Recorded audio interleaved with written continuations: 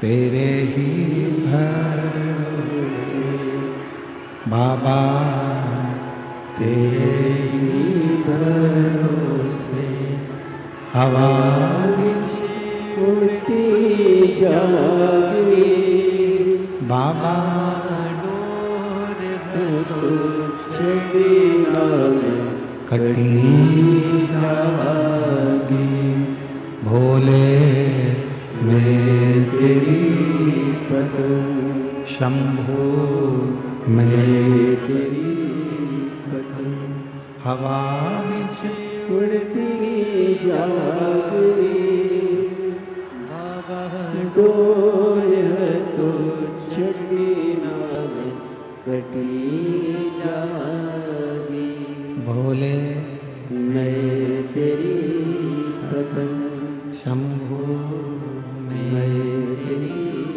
पतंग। शिव कथा करें, भगवान शंकर का पवित्र चरित्र कह रहा है, शिव महापुराण की कथा करें। एक माली रोज पेड़ में पानी देता है, वृक्ष में पानी देता है।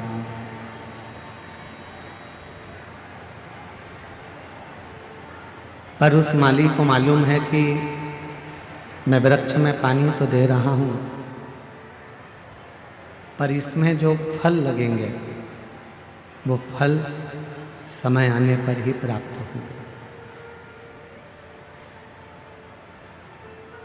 माली का काम है रोज वृक्ष में पानी देना।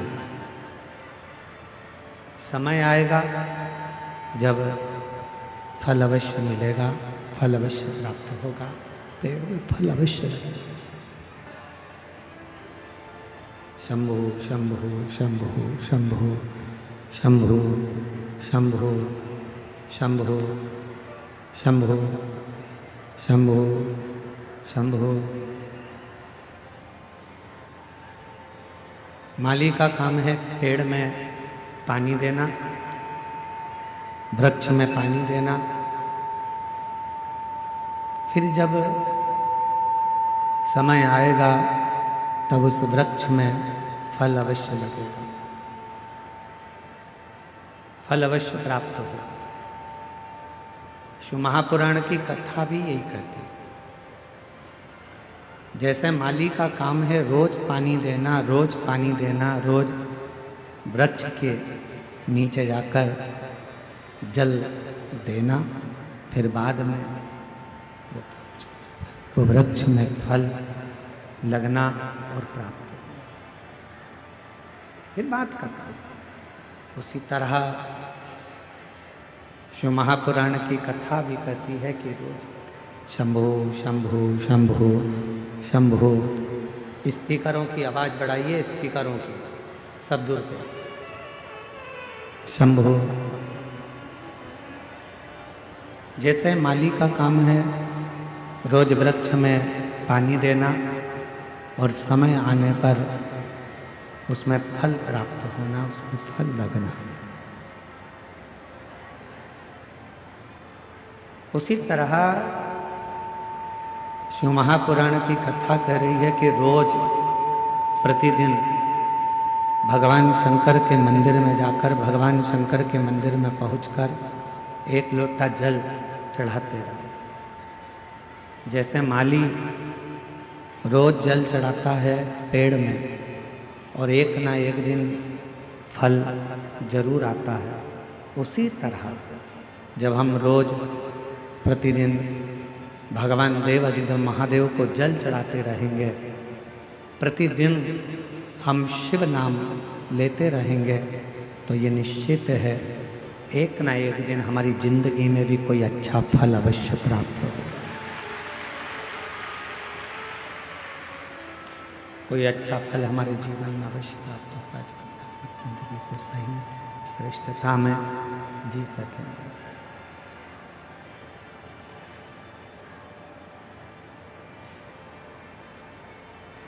और तेरी कृपा बिना न हिले एक भी अणु, लेते हैं सांस तेरी कृपा से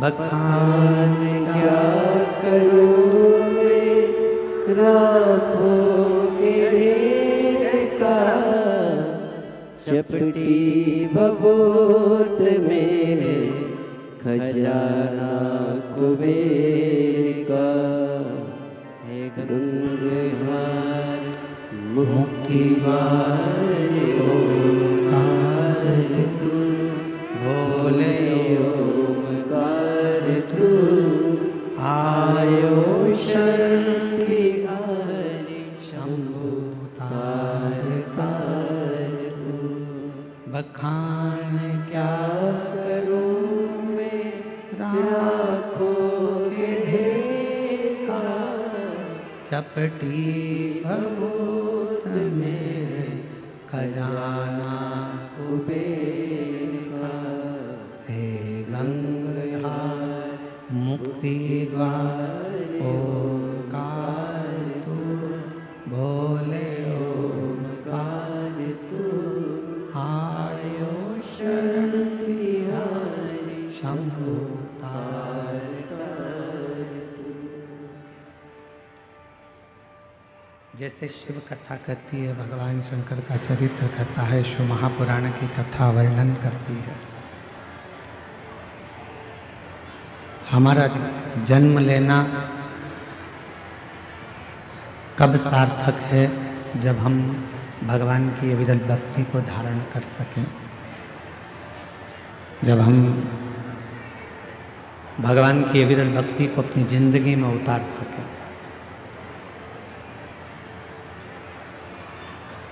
जरा विचार करिएगा,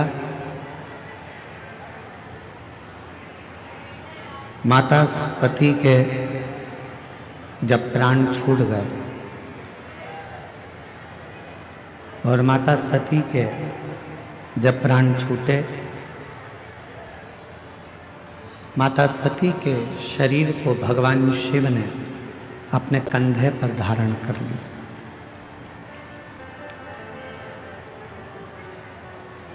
खूब देवादिदेव महादेव ने तांडव किया, खूब। आपको मालूम होना चाहिए कि वैद्यनाथ बाबा की ये पवित्र भूमि, जहाँ माँ सती का हृदय गिरा है, आखिर उस हृदय की जगह पर ही भगवान शंकर का शिवलिंग क्यों विराजमान?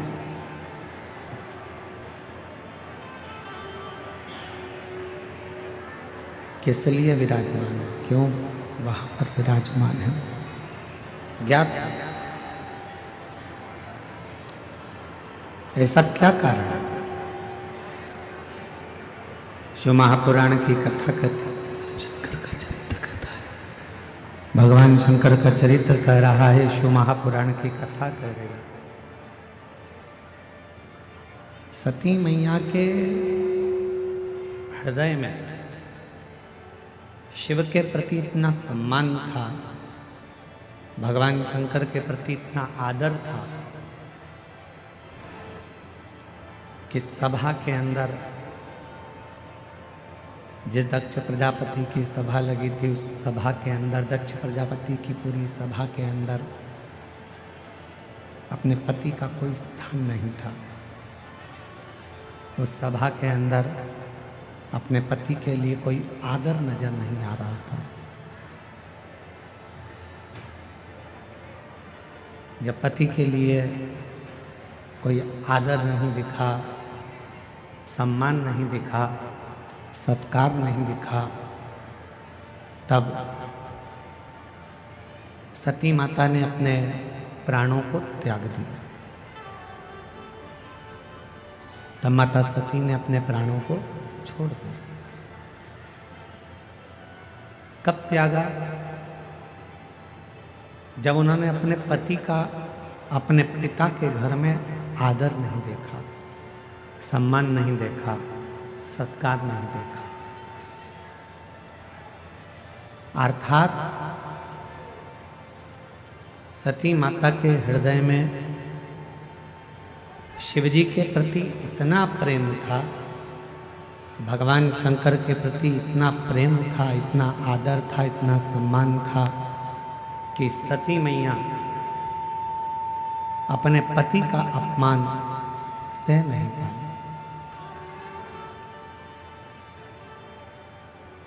अपने पति के अपमान को मां सती सह नहीं सकी।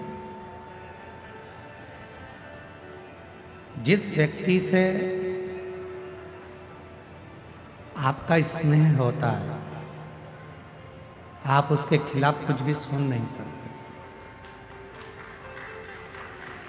आप उसके खिलाफ कुछ नहीं सुन सकते,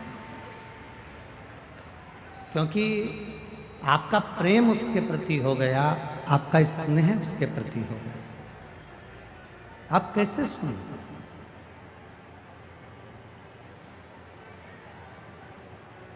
जितनी मेरी जीजियां बैठी हैं, जितने मेरे जीजा बैठे हैं, जितनी मेरी माताएं बैठी हैं, जितने मेरे भाई बैठे हैं, जितने मेरे जीजा बैठे हैं, जितने मेरे बुजुर्ग माता पिता बैठे हैं, आप सब जरा विचार कर कर बताना, एक बेटा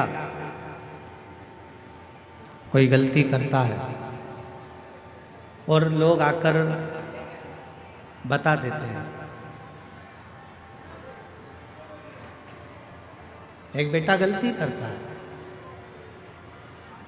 और किसी ने आकर बताया कि तुम्हारे बेटे ने ये गलती करी है, तुम्हारे बेटे ने ऐसा कर दिया, तुम्हारे बेटे ने वैसा कर दिया, तुम्हारा बेटा ऐसा गलत कर रहा है। ईमानदारी से बोलना, माँ मानने को तैयार हो जाती है क्या कि मेरा बेटा ऐसा कर सकता? माँ मानती ही नहीं, माँ मानने को तैयार ही नहीं होती है, माँ मान ही नहीं पाती। क्यों? क्योंकि एक माँ अपनी बेटी से इतना प्रेम करती है, एक माँ अपने बेटे से इतना स्नेह करती है, इतना प्रेम करती है, इतना स्नेह करती है कि वो कुछ मानने को तैयार ही नहीं होती। वो कुछ मानती है।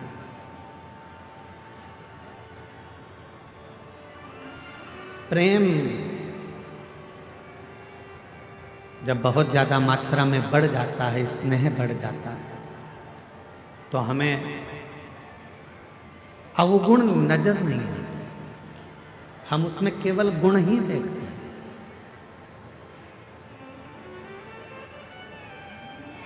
हम उसमें अवगुण नहीं देख रहे हैं, हम केवल उसमें गुण देख रहे हैं। हम आपसे एक बात पूछ रहे हैं, जरा उत्तर दें। तुम्हारे लड़के की शादी पक्की हुई, जिस लड़की को तुम देख कर आए हो, लड़के के लिए पसंद कर कर आए हो, उसमें तुम्हें बहुत सारे गुण नजर आते हैं। आते से कहते गुरुजी इतनी अच्छी लड़की है, एकदम बढ़िया, दिखने में भी सुंदर है, एजुकेशन अच्छी है, पढ़ाई अच्छी है, हाइट पर्सनालिटी अच्छी है, बोलने चलने में अच्छी है, वो सब तरह से श्रेष्ठ है।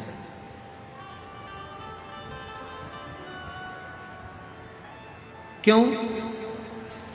क्योंकि आपने उस लड़की में गुण ही गुण देखे, इसलिए आपको उसमें केवल गुण ही गुण नजर आ रहे हैं, केवल गुण ही गुण नजर आ रहे हैं।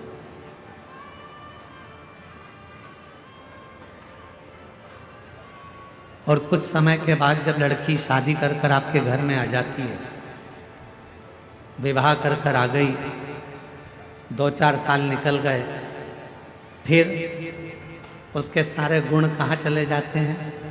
अब आप उसमें गुण नहीं देख रहे, आप उसमें अब दिन भर सुबह से शाम तक अवगुण ढूंढने का प्रयास कर।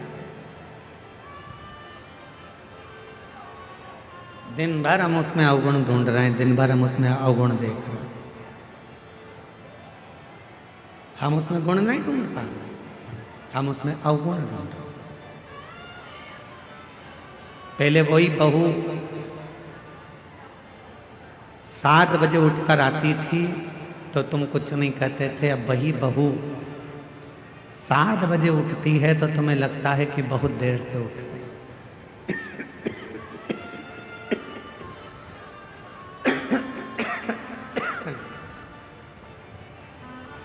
गला पकड़ रहा है बहुत तेज, और साउंड की आवाज़ भी ऐसी फैल फैल के आ रही है, लोगों को समझ में भी तो आए कथा क्या चल रही है।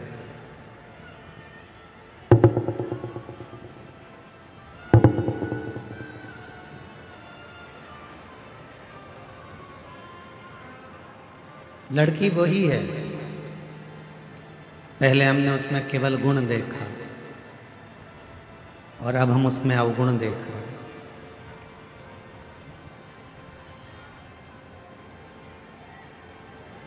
अब हम उसमें गुण नहीं देख पा रहे, अब हम उसमें अवगुण देख रहे।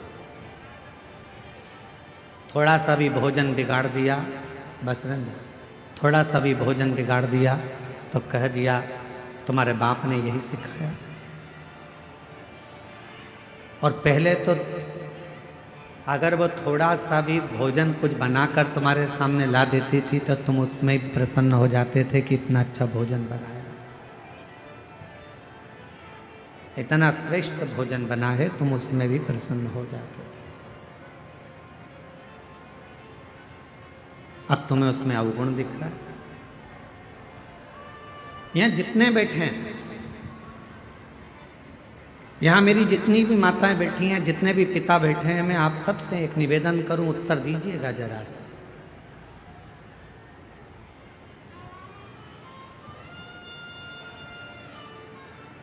तुम्हारा दामाद, तुम्हारी बेटी का पति तुम्हारी बेटी को घुमाने लेकर जाए तो तुम्हें कैसा लगेगा? अच्छा लगेगा कि बुरा लगेगा? जम के तो बोलो, अच्छा लगेगा। पड़ोसी से कहोगे इतना अच्छा दामाद मिला है, मेरी बेटी को खूब घुमाता, खूब घुमाता। और अगर वही काम तुम्हारा बेटा करे और तुम्हारी बहू को घुमाने ले जाए तो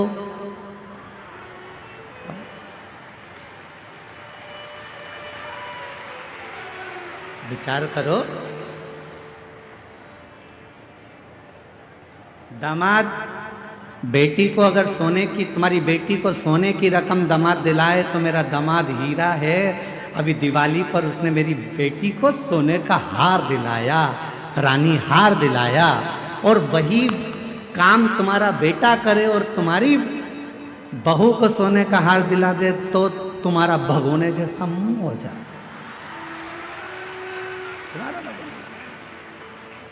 अब जैसे तुम्हारी बेटी है वैसे ही तुम्हारी बहू भी तो किसी की बेटी है, वो भी तो बेटी है।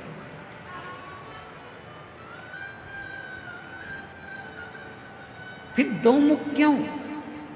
फिर दो विचार क्यों? फिर दो दृष्टि क्यों?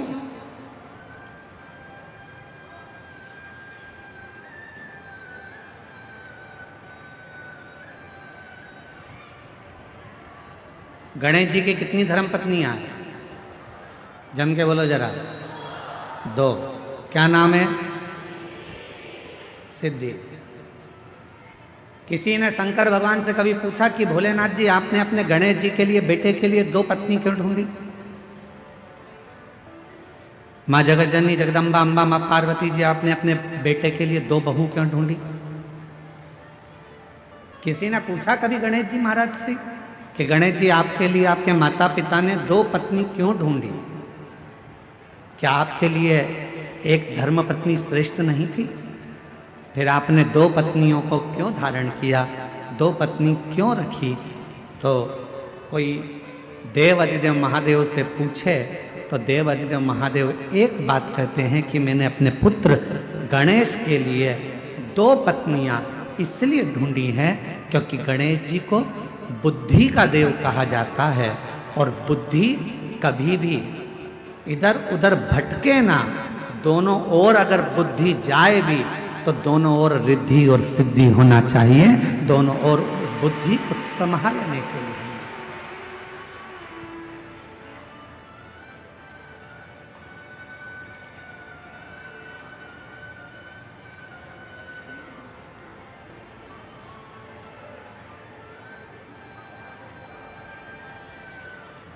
दो दृष्टि नहीं रखना।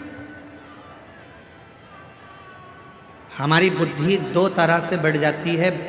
बेटी और दामाद के लिए हमारी बुद्धि कुछ और कहती है, और बेटा और बहू के लिए हमारी बुद्धि कुछ और कहती है।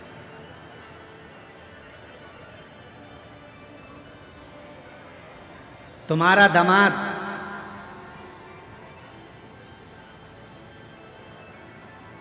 तुम्हारी बेटी बीमार पड़ गई, तुम्हारी बेटी बीमार पड़ी और तुम्हारा दामाद उसको हॉस्पिटल दिखाने ले गया। तुम्हारा दामाद घर में पोछा लगा दिया, तुम्हारे दामाद ने झाड़ू लगा दी, तुम्हारे दामाद ने चाय बनाकर पिला दी, और तुम उससे मिलने गए। मेरा दामाद इतना हीरा है, मेरी बेटी बीमार पड़ गई तो इतनी सेवा कर रहा, इतनी सेवा कर रहा, और मालूम पड़े तुम्हारी बहू बीमार पड़ जाए और तुम्हारा बेटा वही की वही करे, तो मेरा बेटा तो लल्लू हो गया।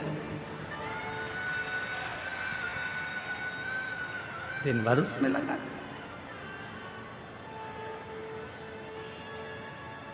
दिन भर दो बुद्धि नहीं चाहिए। रिद्धि सिद्धि के दाता गजानन तुम्हें सबसे पहले हमारा नमस्कार है। रिद्धि सिद्धि के दाता गजानन तुम्हें सबसे पहले हमारा नमस्कार है। रिद्धि सिद्धि के दाता गजानन तुम्हें सबसे पहले हमारा नमस्कार है। एक बुद्धि रखिए, समदृष्टि रखिए, समदृष्टि। बेटी बीमार पड़ गई, चिंता लग गई, मेरी बेटी 3 दिन से बीमार है, मेरी बेटी ने कुछ नहीं खाया। बहू बीमार पड़ गई, ढोंग कर रही है।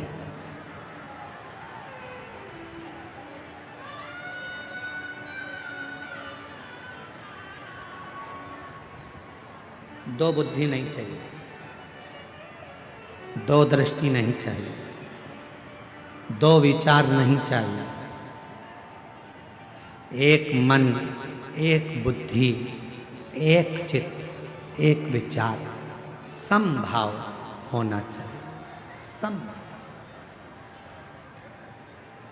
जब हमारी जिंदगी में हम समता का भाव रखेंगे, तब हमारे जीवन में देव अधिदेव महादेव कृपा करना प्रारंभ कर देंगे और हमारी जिंदगी को श्रेष्ठ बनाएंगे। हम समता का भाव ही नहीं रखते।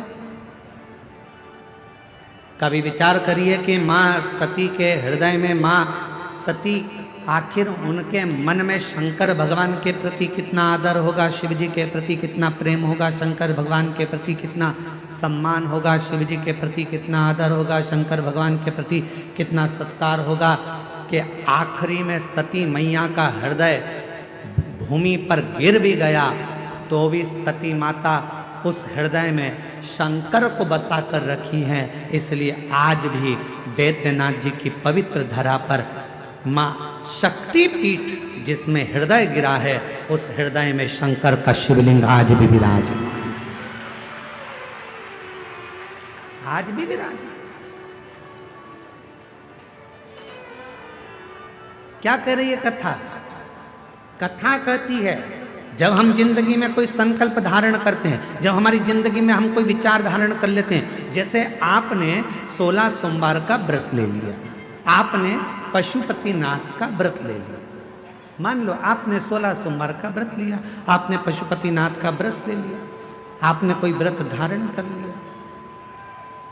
और जब आपने 16 सोमवार का व्रत ले लिया, पशुपति व्रत ले लिया, या आपने कोई शुक्रवार का व्रत ले लिया, सोमवार का व्रत ले लिया, प्रदोष का व्रत ले लिया, तीज का व्रत ले लिया, या आपने चतुर्थी का व्रत ले लिया, कोई भी व्रत आपने धारण कर लिया, और रिद्धि सिद्धि के दाता गजानन तुम्हें सबसे पहले हमारा नमस्कार नमस्कार है।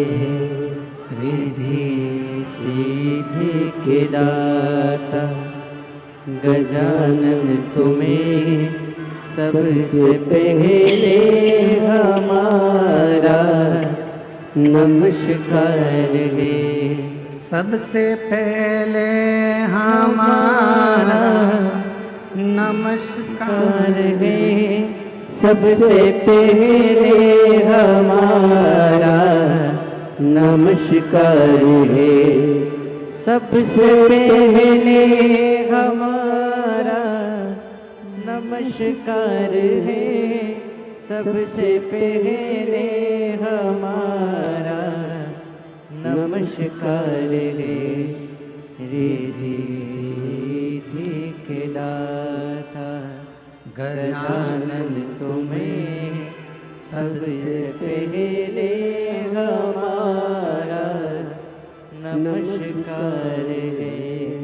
मान लो कोई संकल्प आपने लिया, मान लो कोई आपने विचार कर लिया कि मुझे 16 सोमवार का व्रत करना है, मुझे पशुपतिनाथ का व्रत करना है, मुझे मंगलवार का व्रत करना है या सोमवार का व्रत करना है। कितने व्रत करना है?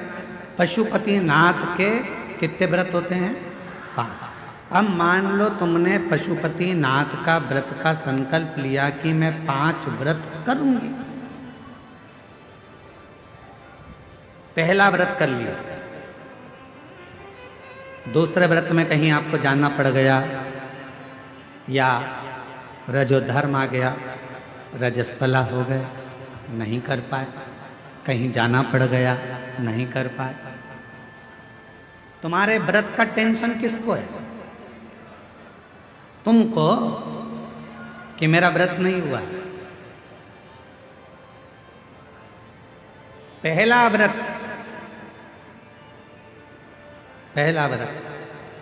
यदि आपने कर लिया है, उसके बाद के अगर 4 व्रत तुम्हारे रह गए हैं, उसकी चिंता तुम्हें नहीं रहती। जिसका तुमने संकल्प लिया है उस महादेव को तुम्हारी चिंता रहती है कि यह कब पूरा।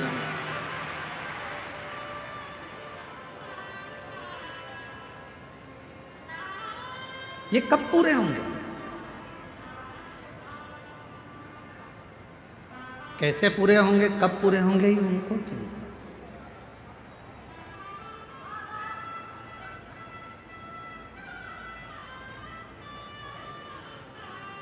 ये व्रत कैसे होंगे, ये उनको चिंता।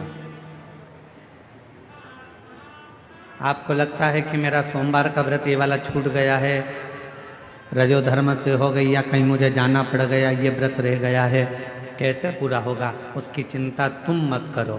तुम तो देव अधिदेव महादेव पर छोड़ दो। बाबा ने पहला व्रत करवाकर या दूसरा व्रत करवाकर बीच में अगर 1-2 सोमवार निकल गए, कोई कारण से बाबा ने उस व्रत को बीच में रोक दिया है, उसका कोई कारण है। बाबा चाहते हैं तेरे 5 व्रत जैसे ही पूरे हो जाएं, वैसे 3 महीने में तेरा काम हो जाए, इसलिए बाबा उसको थोड़ा बीच में गैप करे। इसलिए बाबा ने उसको बीच में थोड़ा थोड़ा रोक रोक कर उन 5 व्रत को करवाया, तब 5 व्रत।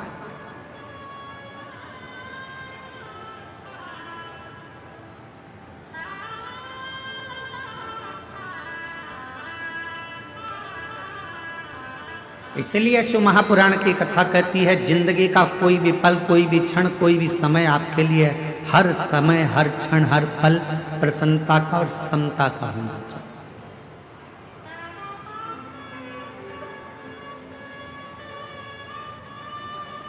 प्रत्येक पल, प्रत्येक घड़ी, प्रत्येक क्षण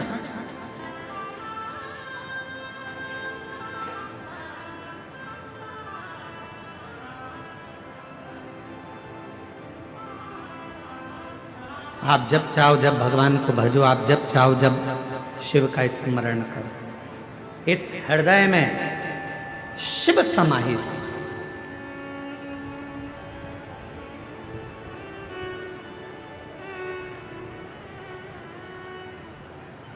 तो कहते हैं ना गंगा बड़ी ना गोदावरी, ना गंगा बड़ी ना गोदावरी, न तीर्थ बड़े प्रयाग, सकल तीर्थ का पुण्य वही जिस दिल में शिव का वास।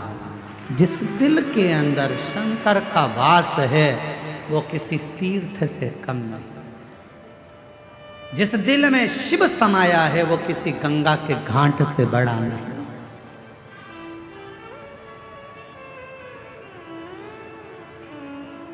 सबसे बड़ा तीर्थ कौन सा होता है? आपका हृदय, आपका दिल, आपका मन।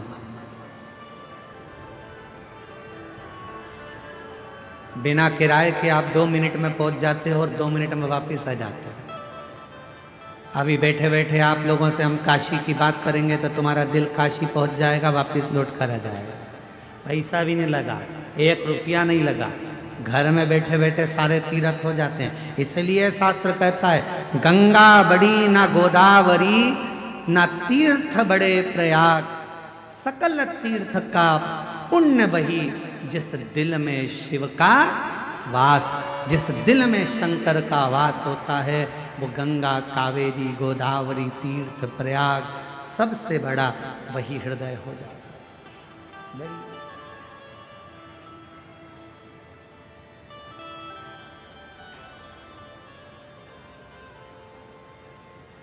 सकल तीर्थ, बस अपने मन में तुम समता का भाव, पार्वती जी के हृदय में, सती माता के हृदय में समता का भाव था। कितना सुंदर संवाद मां सती ने कहा। शिव महापुराण के सती संवाद को यदि आप श्रवण करें, शिव महापुराण के सती संवाद का यदि आप स्मरण करें, शिव महापुराण के सती संवाद को अगर आप सुने तो उसमें वर्णन आता है। माता सती अपने पिता दक्ष प्रजापति से कहती हैं, पिताजी तुमने मुझे जन्म दिया, रति को जन्म दिया, 60 कन्याओं को जन्म दिया। ये मेरी रोहिणी भी बहन है, ये रति भी मेरी बहन है, इतनी बहनें हम एक साथ हैं। आपने सबके पति के लिए सिंहासन दिया है, आपने सबके पति के लिए आदर दिया है, आपने सबके पति के लिए सत्कार किया है, फिर मेरे पति के लिए कोई आसन क्यों नहीं रखा?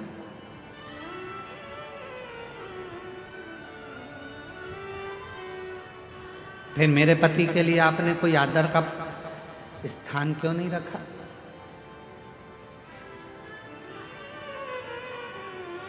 क्या कारण था जो मेरे पति का आप आदर नहीं कर पाए, मेरे पति का सम्मान नहीं कर पाए, मेरे पति का सत्कार नहीं कर पाए? क्या था? राजा दक्ष प्रजापति कुछ नहीं बोले। एक शब्द राजा दक्ष प्रजापति ने ऐसा कह दिया कि सती मैया ने अपने प्राणों को त्याग दिया। ये प्रसंग हम शिव महापुराण में लेकर नहीं आते, परंतु इस प्रसंग को इसलिए लेकर आए हैं क्योंकि ये जो भूमि है बाबा वैद्यनाथ जी की, ये 51 शक्तिपीठ में से एक शक्तिपीठ है जहाँ माता का हृदय गिरा है। इसलिए इस कथा के प्रसंग को शिव के साथ लेकर आए, इसलिए इसको लेकर। पिताजी मेरी सारी बहनों के पति के लिए आदर था, मेरी सारी बहनों के पति के लिए सम्मान था, मेरी सारी बहनों के पति के लिए सिंहासन था।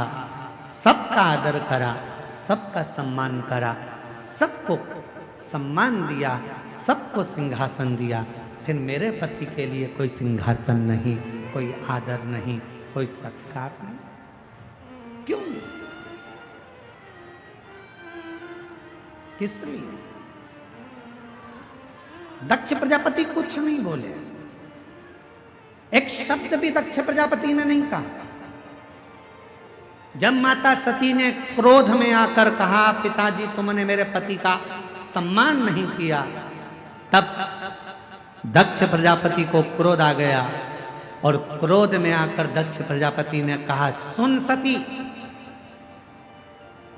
ये तेरा घर नहीं, ये तेरे पति का घर नहीं, ये तेरे पिता का घर है, और मेरा मन, मेरे घर में मैं किसको बुलाऊं? सती, मैंने तो तुझे भी नहीं बुलाया था, तू आ क्यों गई? क्यों आई तू? मैंने तो तुझे भी निमंत्रण नहीं दिया था, मैंने तो तुझे भी नहीं बुलाया था, तू क्यों आई? किस लिए आई?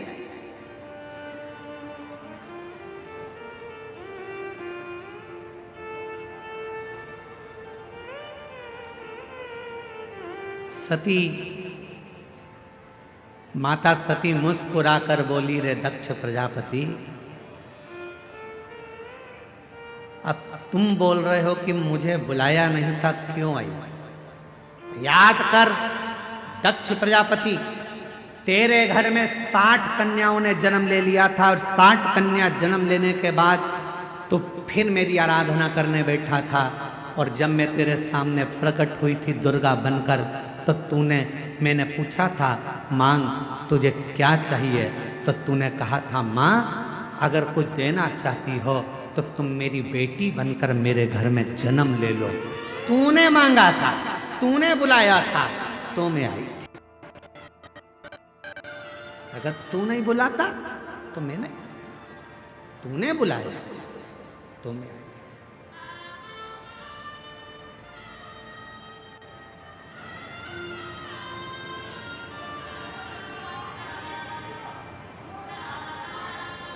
और महाराज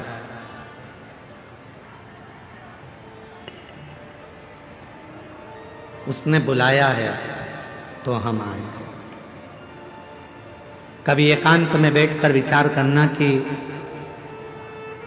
तुम्हारे घर के बाहर कुत्ता घूमता हुआ दिखे, तुम्हारे घर के बाहर गधा घूमता हुआ दिखे, तुम्हारे घर के बाहर चींटी, चींटा, चूहा, छिपकली, इल्ली, झिंगूर, पक्षी ये सब दिखते हुए नजर आए, तो विचार करना कि भगवान ने कितनी बड़ी कृपा करी कि तुमको छिपकली बनाकर पैदा नहीं करा, तुमको झिंगूर बनाकर पैदा नहीं करा, तुमको चींटी बनाकर पैदा नहीं करा, तुमको मेरे भगवान ने पैदा करा तो मनुष्य बनाकर पैदा करा। मतलब भगवान को चाहते थे तुझसे कि तू जन्म लेकर फिर संसार से मुक्त हो जा।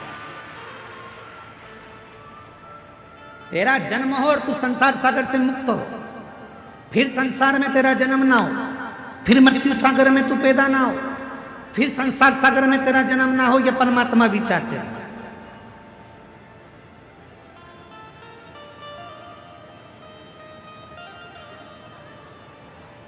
और महादेव नमन चरणों में, महादेव नमन चरणों में, स्वीकार कीजिए सबका किया है मेरा भी उद्धार कीजिए, उद्धार कीजिए।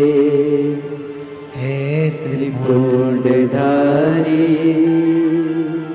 हे त्रिशूलधारी, हे त्रिपुंडधारी, हे त्रिशूलधारी, चरणों में तेरे बाबा जी पावन है चारों धाम, चरणों में तेरे बाबा जी पावन है चारों धाम, तेरी देव करते वंदना पूजे सीताराम, तेरी देव करते वंदना पूजे सीताराम। हो जाए पूरी कामना, हो जाए पूरी कामना, उपकार कीजिए सबका किया है मेरा भी उद्धार कीजिए, उद्धार कीजिए। हे त्रिपुंडधारी, हे त्रिशूलधारी,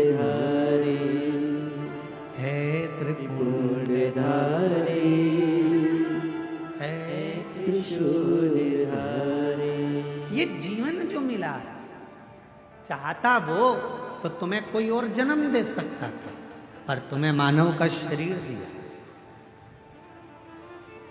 और मानव का शरीर भी दे देता और तुमको वेदनाथ कथा में नहीं बुलाता तो उसने कृपा करी, करुणा करी, दया करी और उसने विचार करा बहुत दिन से तरस रही है, झोली इसकी खाली है, बहुत दुखी है।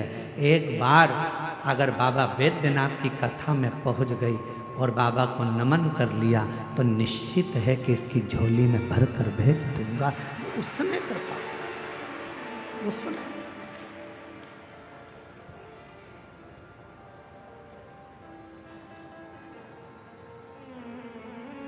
कल एक बहन जी ने पत्र लिखा और पत्र में, कल हम पत्र को ढूंढेंगे तो टाइम लगेगा, उस पत्र में लिखा कि गुरुजी इतनी भीड़ है कि आप हमें दिखते ही नहीं, आप हमें नजर ही नहीं आते। हमने उनसे कहा जो पत्र जिन्होंने लिखा है हम उनको निवेदन करें, उनको कहें, वो दिखता भी नहीं है। कहीं पर भी बैठकर आप कथा सुन रहे हो, भले हम दिखें चाहे ना दिखें, पर इतना विश्वास रखना, शबरी अम्बा ने राम जी को कभी नहीं देखा था, केवल गुरु जी के मुख से सुना था कि राम ऐसे हैं, राम आएंगे, राम पहुंचेंगे, राम कृपा करेंगे, तू भजती रहे, सुनती रहे। शबरी अम्बा ने केवल राम जी को कभी नहीं देखा था, पर शबरी अम्बा राम जी की रोज इंतजार करती थी, कभी तो आएंगे, कभी तो मिलेंगे, कभी तो दिखेंगे, कभी तो दिखेंगे। और एक दिन ऐसा आ गया कि राम जी शबरी अम्बा के लिए 14 वर्ष के वन के क्षेत्र में चले और एक दिन शबरी अम्बा के दरवाजे पर पहुंच गए। हम जानते हैं कि हम दिख नहीं रहे होंगे आप, हम ये भी जानते हैं कि कई लोग ऐसे हैं कि बाहर से ही आते हैं और बाहर से ही चले जाते हैं, उनको अंदर आने का भी मौका नहीं मिलता। इतना बड़ा ग्राउंड, शायद बाबा देवघर का ये सबसे बड़ा ग्राउंड है जो प्रशासन ने इस कथा के लिए अलॉट करा दिया। ये देवघर का सबसे बड़ा ग्राउंड है जिसकी परमिशन मिली और जिस पे कथा हुई। किसी को अंदाजा नहीं था कि ये ग्राउंड में इतने पहले दिन से लोग आ जाएंगे, दूसरे दिन और बढ़ जाएंगे, तीसरे दिन और बढ़ जाएंगे। किसको मालूम? और ना किसी के घर निमंत्रण गया, ना किसी के घर पीले चावल गए, ना किसी के यहाँ कोई पत्रिका गई, बस आपके कानों में शब्द हो गया, चलो बुलावा आया है, देवघर वाले ने बुलाया है। और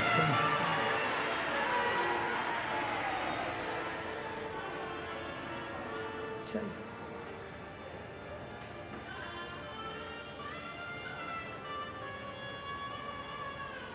वो कहते सारे जग में एक ठिकाना, सारे गम के मारो का, सारे जग में एक ठिकाना, सारे गम के मारो का। रस्ता देख रहा है बाबा अपनी आँख के तारों का, रस्ता देख रहा है बाबा अपनी आँख के तारों का। रस्ता देख रहा है बाबा अपनी आँख के तारों का, रास्ता देख रहा है बाबा अपनी आँख के तारों का। हो जिसने जितना दर्द सहा है, उतना चैन पाया है, चलो बुलावा आया है, देव ने बुलाया है। जय श्री राधे। चलो आज बड़े ही हर्ष का विषय है, हमारे बीच में सरकार का प्रतिनिधित्व करते हुए झारखंड सरकार के पर्यटन, कला, संस्कृति, खेल एवं खेल मंत्री श्री सुदीप कुमार जी हमारे बीच में पधारे हैं। एक बार जोरदार ताली बजाकर स्वागत करें। जोरदार ताली बजाएं मंत्री महोदय।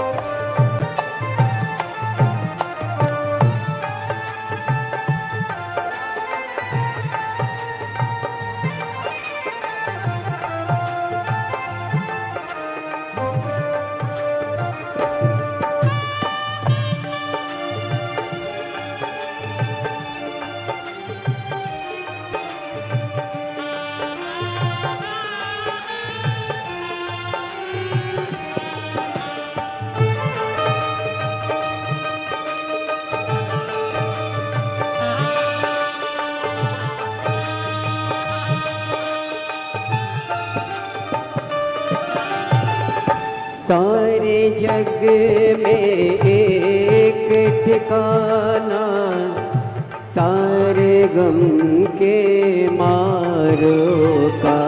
सारे जग में एक ठिकाना, सारे गम के मारो का। वो सारे जग में एक ठिकाना, सारे गम के मारो का। ओ रस्ता देख रहा है बाबा, अपनी आँख के तारों का। रास्ता देख रहा है बाबा, अपनी आँख के तारों का। रास्ता देख रहा है बाबा, अपनी आँख के तारों का। ओ मस्त हवाओं का एक झोंका, ये संदेशा लाया है। चलो बुलावा आया है, बाबा ने बुलाया है। चलो बुलावा आया है, बाबा ने बुलाया है।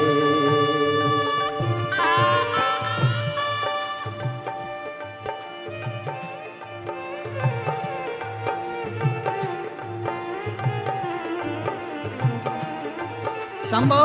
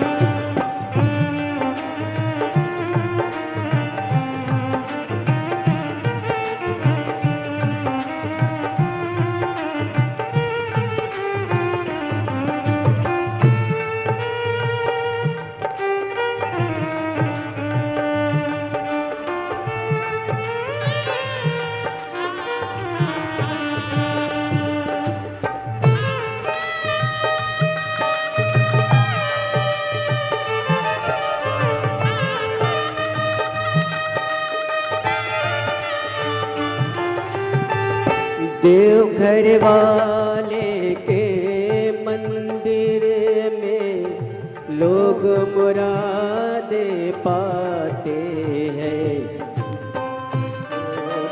आते हंसते हंसते रोते आते हंसते हंसते हंसते जाते। ओ मैं भी मांग के देखूं जिसने जो मांगा वो पाया। चलो बुलावा आया है, बाबा ने बुलाया है।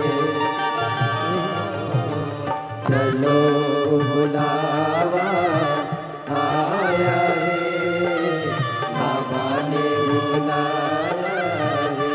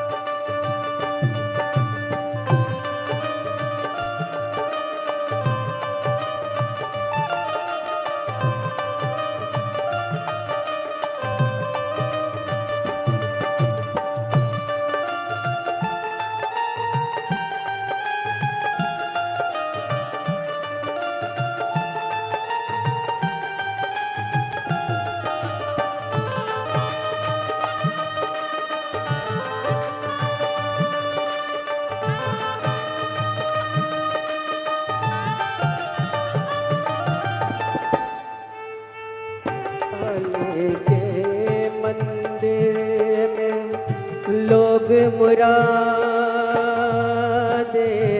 पाते हैं। वो रोते रोते आते हैं, हंसते हंसते जाते हैं। वो रोते रोते आते हैं, हंसते हंसते जाते। ओ मैं भी मांग के देखूं जिसने जो मांगा वो पाया है। चलो बुलावा आया है, बाबा ने बुलाया है। ओ चलो बुलावा आया है, बाबा ने बुलाया है। देवघर कोई पावन नगरी में शिव ने मेला लगाया है।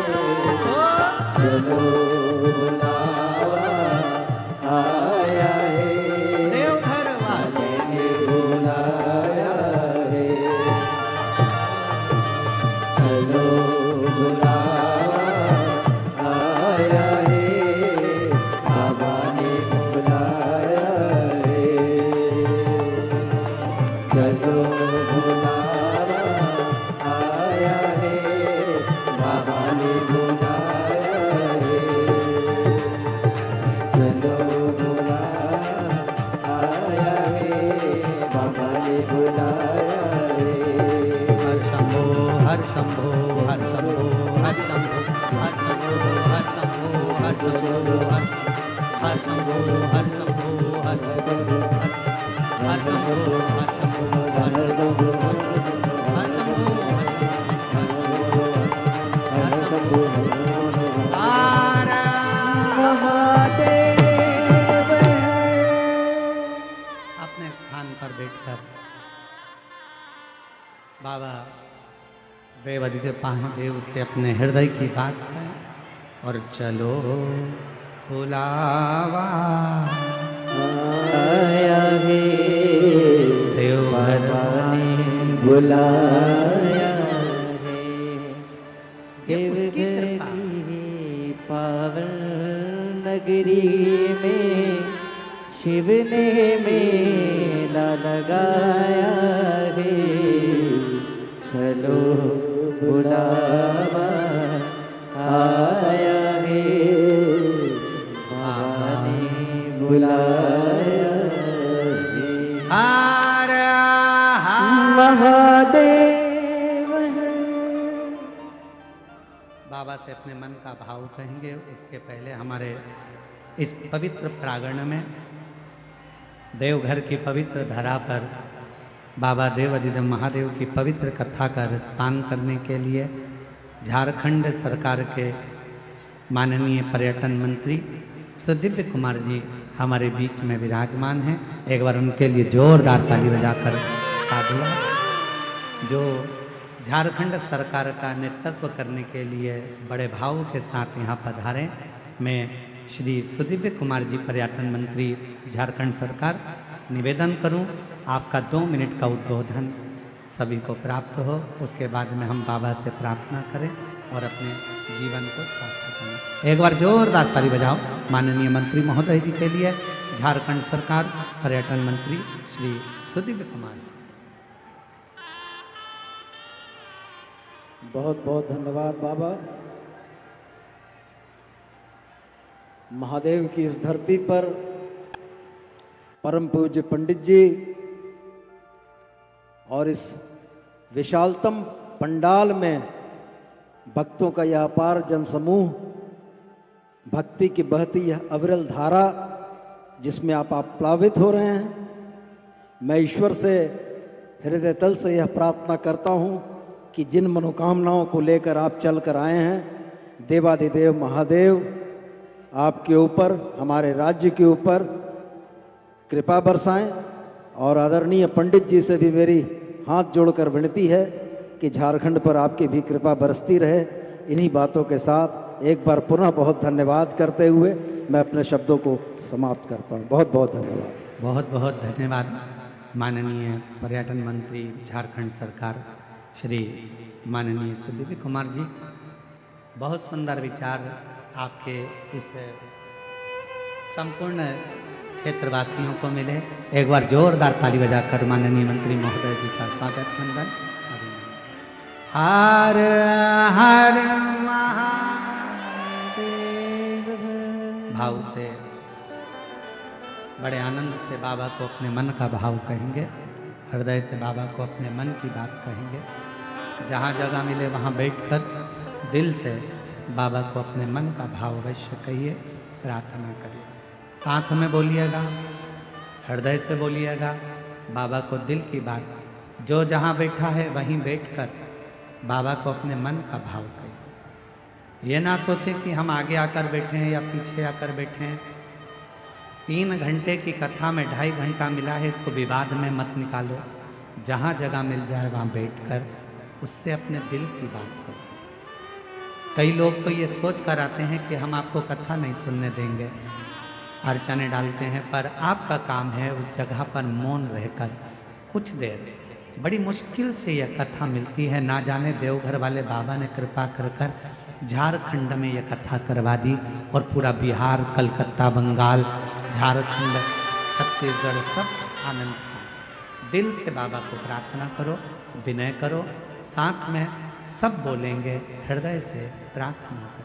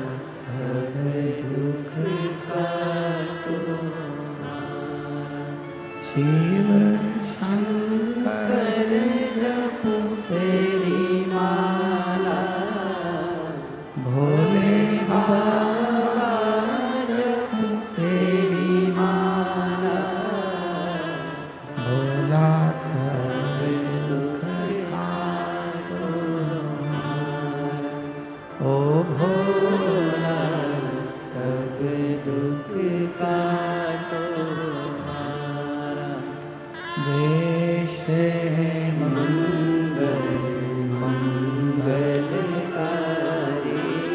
वेश है मंगल मंगलकारी, शमशान वासी हमारा, शमशान वासी हमारा, ओ भोला सब दुख काटो हमारा, ओ भोला सब दुख काटो हमारा।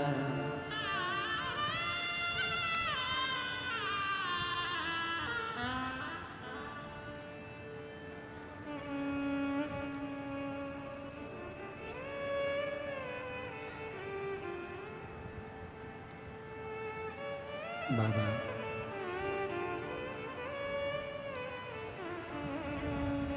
देवाधिदेव महादेव भगवान शिव की कथा कर रहे हैं,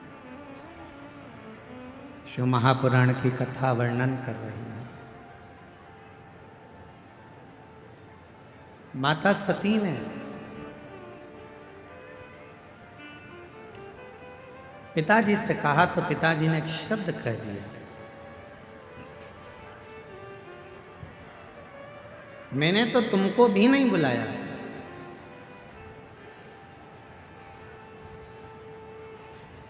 सती मैया ने कहा पिताजी ये तो नहीं हो सकता कि तुमने मुझे ना बुलाया। याद करो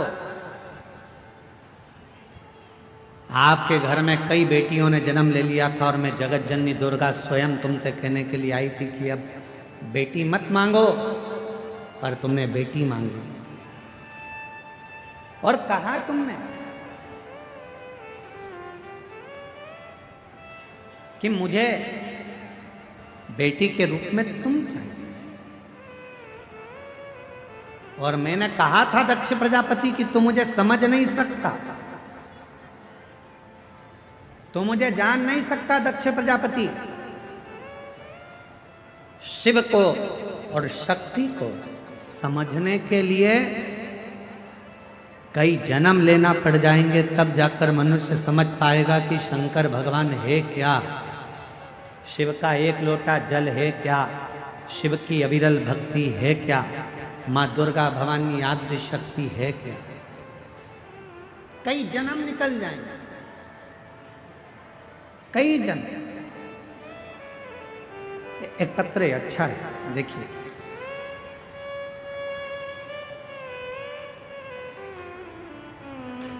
मेरा नाम सोनाली सिंह है, मेरे पति का नाम सिद्धार्थ सिंह है।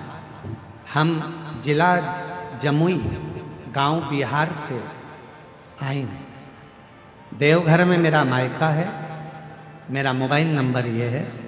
मेरी शादी को कई साल निकल गए थे पर संतान का सुख नहीं था। हमने डॉक्टरों का इलाज करवाया पर औलाद नहीं आई। जैसा जैसा डॉक्टर जांच का बोले वो सारी जांचें कराई पर औलाद का सुख नहीं आया। तब किसी के कहने पर पहली बार टीवी पर कथा सुनना चालू किया। कथा सुनना तो चालू करा और मेरा विश्वास जागृत हुआ। मैं कभी मंदिर ना जाती थी ना जल चढ़ाती थी, पर मेरे बाबा आपके कहने पर मैंने मंदिर में जाना प्रारंभ करा, जल चढ़ाना प्रारंभ करा और 2 बार पशुपति व्रत करे, 2 बार सफेद आंकड़े की जड़ का प्रयोग करा और बाबा की ऐसी कृपा हुई कि कई वर्षों के बाद मेरे बाबा ने मेरे घर में 2 जुड़वा बेटों ने जन्म दे दिया। मैं बाबा को प्रणाम करने के लिए कहीं बैठी हूँ तो हाथ हिला सकती हूँ, दिख रही है?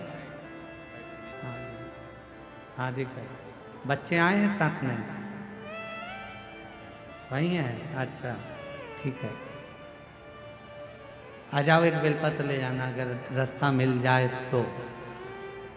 तुम आते हो बेलपत्र लेने के लिए, तुम्हारी जगह कोई और ले जाता है। आप लोग सोच रहे होंगे गुरुजी यहाँ पर पत्र कम पड़ रहे हैं, उसका कारण ये भीड़ बहुत ज़्यादा है भक्तों की। आपको निकल कर आने में देरी लगेगी, पहुँचोगे, जगह चली गई तो झगड़ा करोगे। इसलिए पत्र भी हम कम पढ़ रहे हैं। एक पत्र और बड़ा सुंदर आया है, देखिए।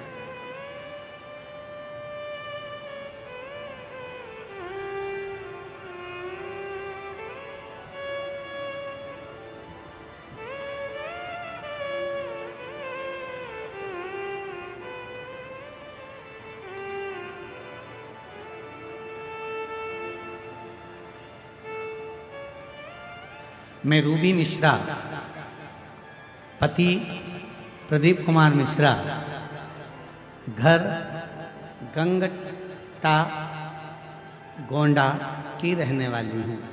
गुरुदेव, मैं एक लोटा जल और रुद्राक्ष का क्या बखान करूँ गुरुदेव। बाबा की महिमा अपरंपार।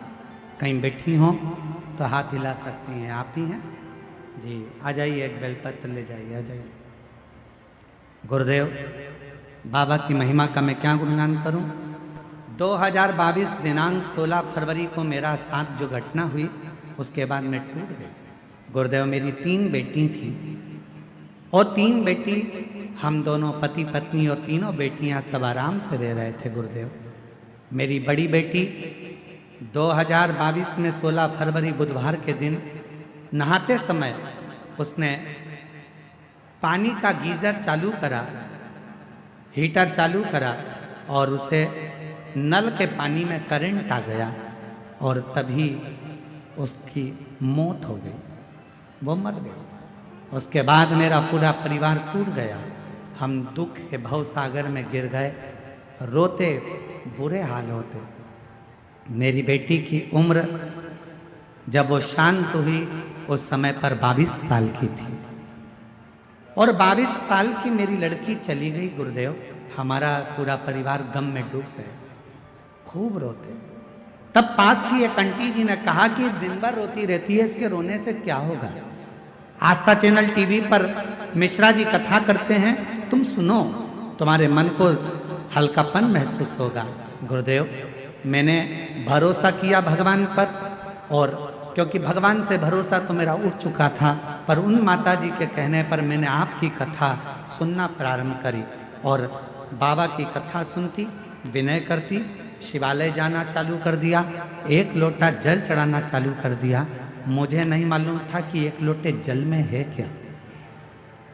गली मोहल्ले के लोग मुझे ताने मारने लगे, 22 साल की लड़की मर गई, अब बीबी शंकर की पूजन करने जा रही। अब इसने नया काम चालू कर दिया, शिव जी को जल चढ़ाने का। लोग ताना देते, पूजन पाठ करती तो लोग कहते कि इसकी 22 साल की लड़की मर गई और पूजन कर रही है, अब करूं तो करूं। पर आपने एक शब्द कहा था, आग लगे बस्ती में अपन रहो मस्ती। आपका वो शब्द मैंने धारण कर लिया और मैंने सबकी बात सुनना बंद कर दिया।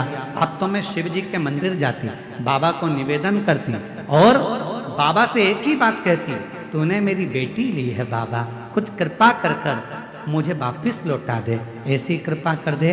अब मेरी उम्र तो बढ़ गई है, लगभग 50 के करीब में मैं पहुंचने वाली हूँ, पर बाबा तू चाहेगा तो मेरे घर में बच्चा जरूर देगा। हमारी 3 बच्चे थे, तीनों को पूरा कर। गुरुदेव, बाबा ने ऐसी कृपा कर दी, डॉक्टर तो कहे थे कि अब तुम मां नहीं बन सकती, पर मेरे बाबा ने लाज रखी और 7 जुलाई 2025 को बाबा की कृपा से पुत्र रत्न की प्राप्ति हो गई। मैं बाबा को प्रणाम करने, बाबा को नमन करने और तेरी कृपा का भरोसा कब किस पर हो जाए, जरा से हम पर कर दो, जरा से हम पर कर दो। जिस पर भी हो गई तेरी कृपा करुणा, वो भव पार हुआ, भव पार हुआ। पापी हो चाहे जितना, उसका भी बाबा उद्धार हुआ, उद्धार हुआ। गिद्ध अजामिल गणका जैसे तेरे मन को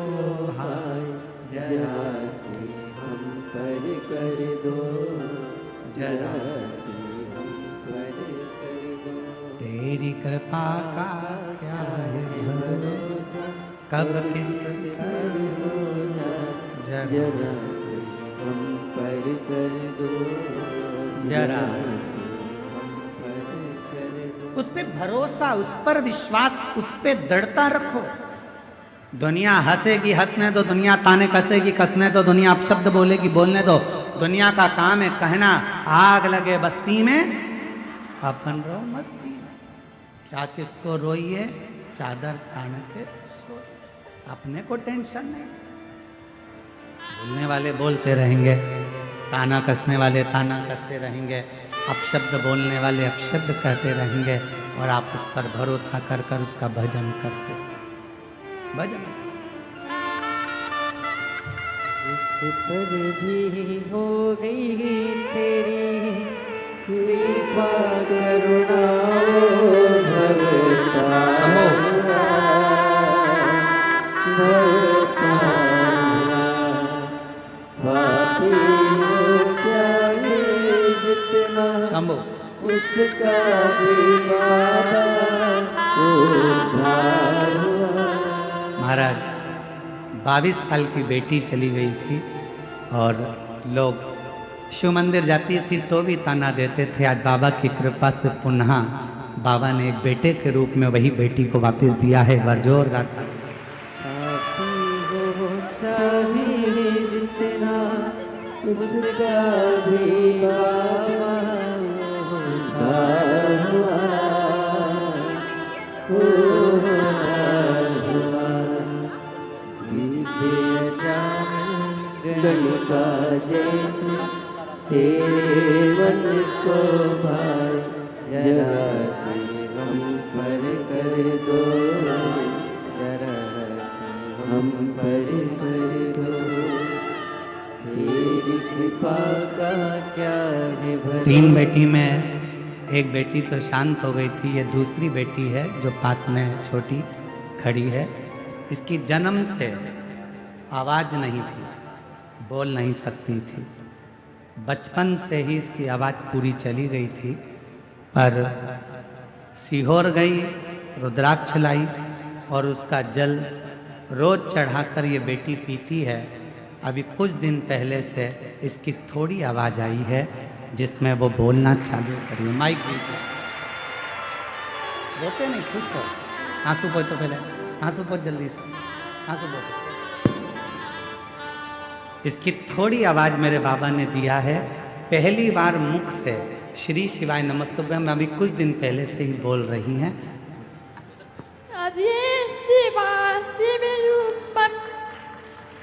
श्री शिवाय नमस्तुभ्यम। वापिस एक बार।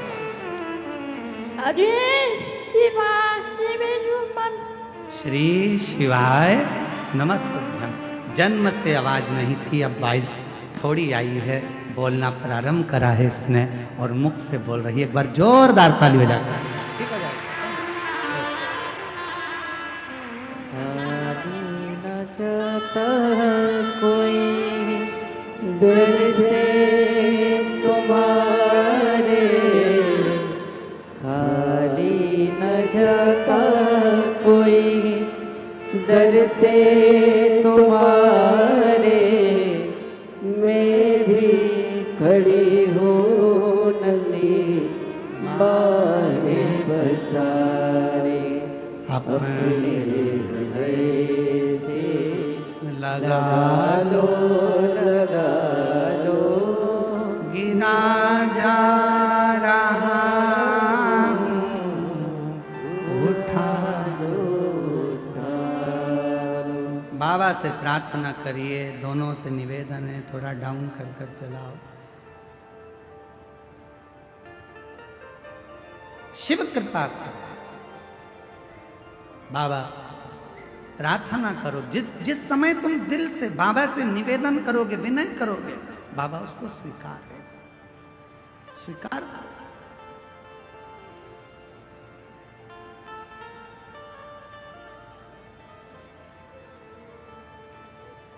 सती मैया कह रही है कि मैं जबरन तुम्हारे घर में नहीं आई। दक्ष प्रजापति कह रहे हैं तुझे बुलाया किसने था? निमंत्रण नहीं भेजा, पत्र नहीं भेजा, फिर क्यों आए? किस लिए? कारण क्या है आने का? मैं समझ नहीं पाया। क्यों आई?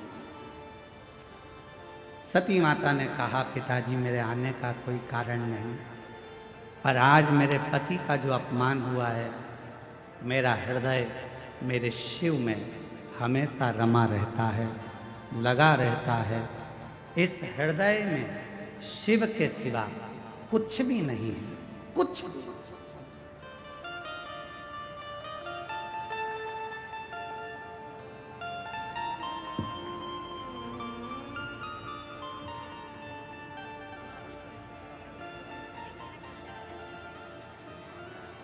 जो जुड़मा बच्चे हुए हैं वो इनकी मामी हैं। बच्चे छोटे थे अभी, इसलिए उनको लेकर पंडाल में नहीं आ सकी।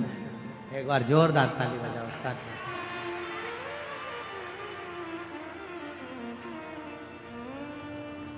शिव से प्रार्थना करें। मैं आई हूं पर मेरे हृदय में शिव बस सकते, शंकर ओ हृदय। और मेरे हृदय में अगर शिव बसे हुए हैं, मेरे हृदय में शंकर भगवान बसे हुए हैं, मेरे हृदय में भगवान देवाधिदेव महादेव बसे हुए हैं, और तुम शिव का अपमान कर दो, ये मुझे श्रेष्ठ नहीं लगता, ये मुझे श्रेष्ठ नहीं।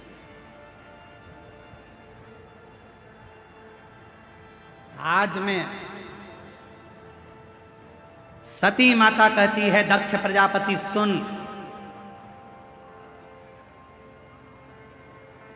मैं आपकी बेटी हूं, प्राणों को त्याग रही हूं।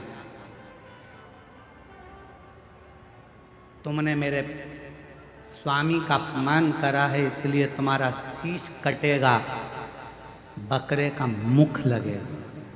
ये सती माता कह रही हैं कि बकरे का मुख लगेगा। पर जिस बेटी का अपमान करा है, जिस बेटी का तुमने अपमान करा है, उसी बेटी के तन की भस्म जब मेरे देव अधिदेव महादेव के शरीर पर चढ़ेगी और वो भस्म तुम्हारे शरीर से लगेगी, तब जाकर तुम्हारा उद्धार होगा, वरना उद्धार भी नहीं। दक्ष प्रजापति, मेरे तन की भस्म मेरे देव अधिदेव महादेव पर चढ़ेगी, और वो भस्म जब तुम पर लगेगी, तुम्हारे शरीर को छुएगी, तब वो भस्म उद्धार। एक बड़ा सुंदर प्रसंग आता है महाराज।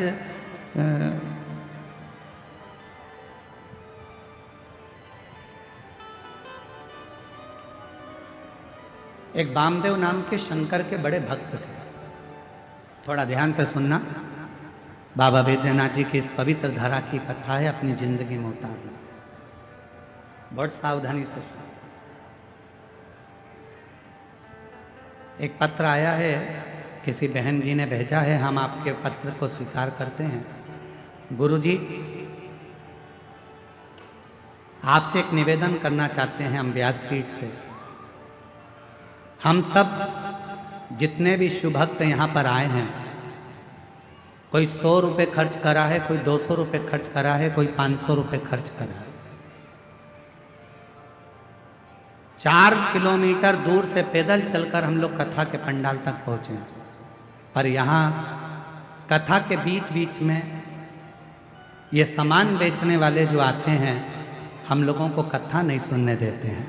आपसे निवेदन है, या तो प्रशासन या समिति इन सामान बेचने वालों को यहाँ से थोड़ा सा बाहर करे, तो हम आराम से कथा तो सुन सकें। हम कथा सुनने के लिए गुरुदेव 4 किलोमीटर तो पैदल चले हैं, और 4 किलोमीटर वापस जाना है, और 400-500 रुपये खर्च कर कर हम कथा सुनने आते हैं।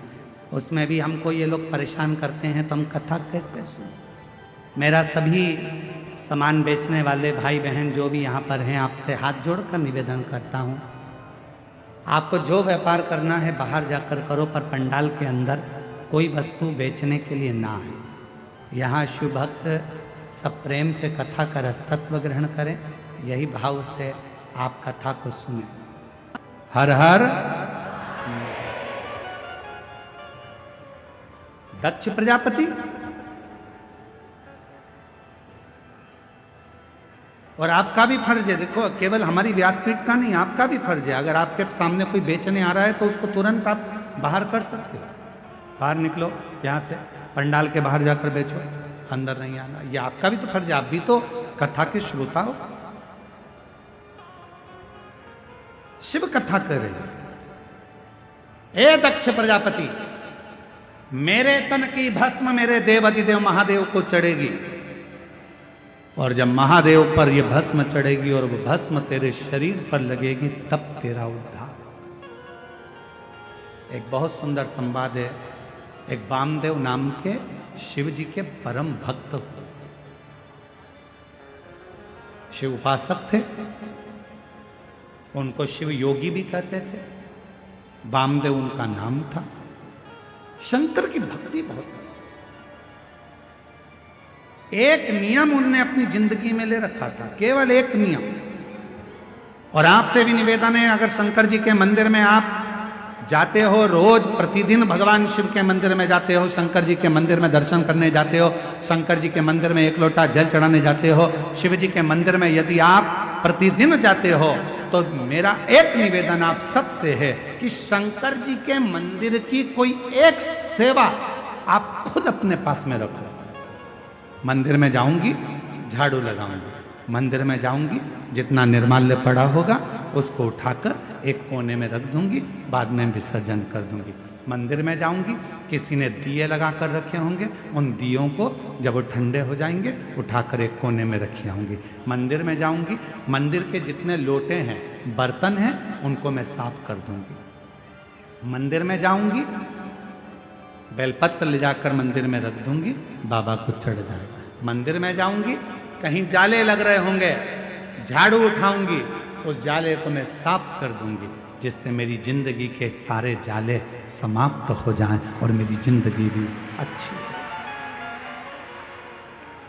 एक नियम, जब हम हमारी जिंदगी में कोई एक नियम धारण करते हैं तो देवाधिदेव महादेव हमारी ओर अग्रसर होकर आते जाते। वामदेव एक ऐसे शंकर भगवान के भक्त हुए, शिव के उपासक हुए, जिन्होंने शंकर भगवान पर ना जल चढ़ाया, ना शंकर भगवान पर बेल चढ़ाया, ना शंकर भगवान को प्रसाद चढ़ाया, ना शंकर भगवान को कोई वस्तु चढ़ाई। उस वामदेव शिव भक्त ने अगर कुछ चढ़ाया तो शंकर जी को रोज प्रतिदिन भस्म तैयार कर कर शिव जी को भस्म चढ़ाए। प्रतिदिन भस्म चढ़ाए, प्रतिदिन भस्म। आप सबको मालूम है ना भस्म कैसे बनाई जाती है? भस्म का नियम क्या है? अलोनी गोबरी। अलोनी गोबरी किसको कहते हैं? कंडा किसको कहते हैं? एक होता है गाय का गोबर लाए, हाथ से ऐसे ऐसे थाप कर उसका कंडा बना दिया, गोबरी बना दी, ठीक है?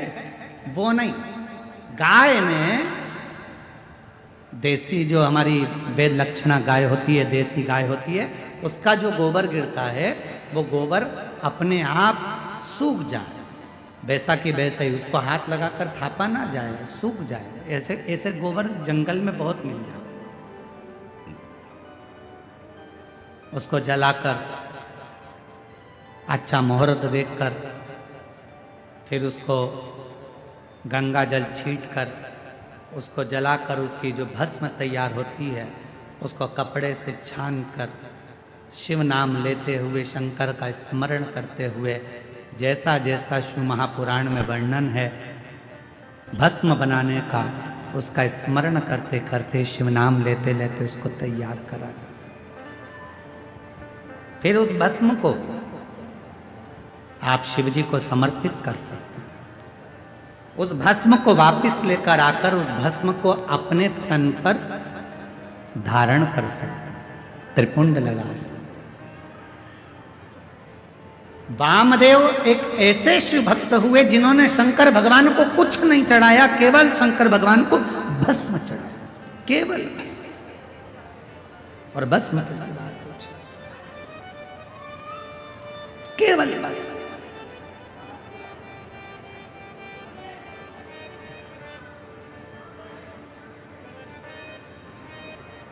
एक दिन क्रौंचारण्य पर्वत के नजदीक में क्रौंचारण्य वन में वो भ्रमण कर रहे थे,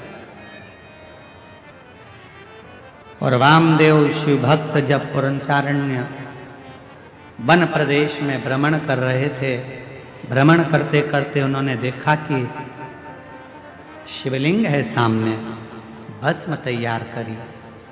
भस्म तैयार कर कर देवाधिदेव महादेव को चढ़ाकर उस भस्म को अपने तन पर धारण कर रहे थे, लगा रहे थे। तभी वहां एक ब्रह्म राक्षस आया, एक ब्रह्म राक्षस।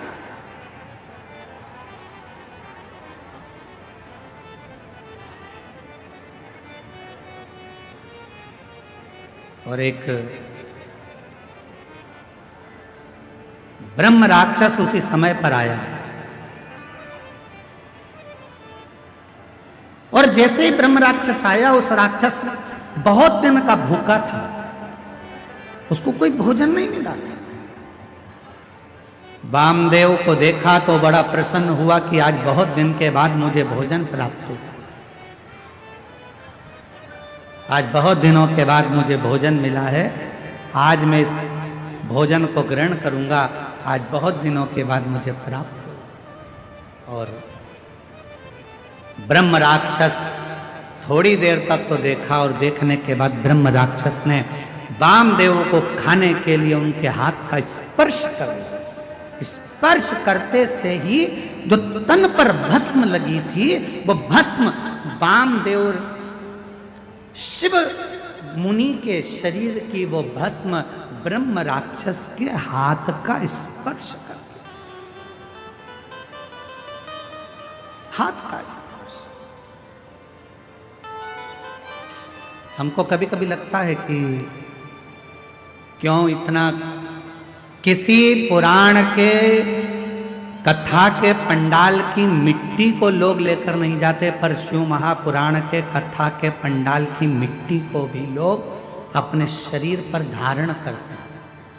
ये इस कथा से सीखने को मिलता है वामदेव जी की, कि भगवान शंकर के भजन का बल कितना बढ़ता है, कि शिव जी के शरीर पर लगी हुई भस्म राक्षस का भी कल्याण कर देती है, तो शिव पुराण की कथा की पंडाल कई जीवों का कल्याण कर जाती है, कई जीवों का।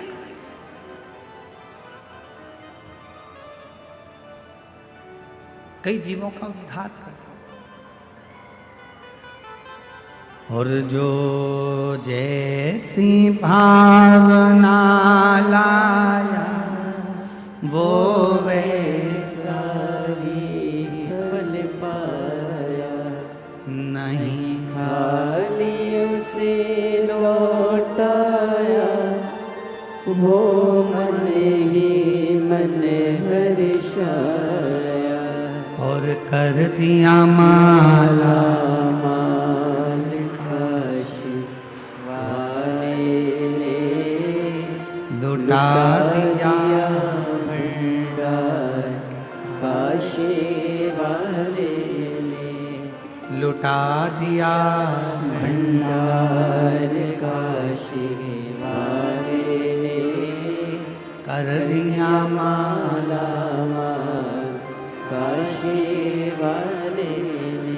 ब्रह्म राक्षस के शरीर से वो भस्म लगी, राक्षस का शरीर छूटा, एक सुंदर राजकुमार सा वेश उसने धारण कर लिया, और राजकुमार सा वेश बनाकर, बड़ा सुंदर स्वरूप बनाकर, बड़ा सुंदर वेश बनाकर जब वो सामने आया,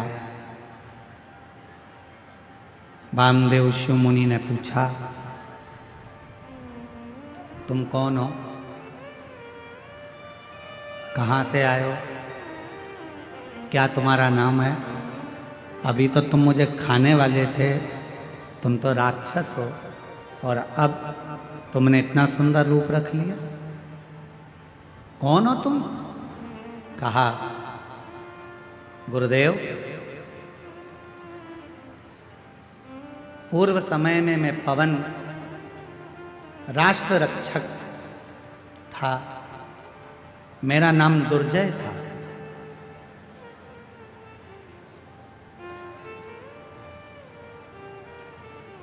रक्षा करना मेरा काम था, मेरा नाम दुर्जय था, मैं रक्षा करता था। एक गलती मुझसे हो गई, ना तो मैं कभी शंकर का उपासना करता था, ना कभी मैं मंदिर शिव जी के गया, ना कभी मैंने शंकर का भजन किया, ना कभी मैंने शिव की आराधना करी, ना साधना करी। और कोई अगर शंकर के मंदिर जाता था, शंकर को लोटा भर जल चढ़ाने जाता था या शिव की भक्ति कोई करता था, तो उसमें मैं अड़चन उत्पन्न करता था, उसको रोकता था। रोक रहा।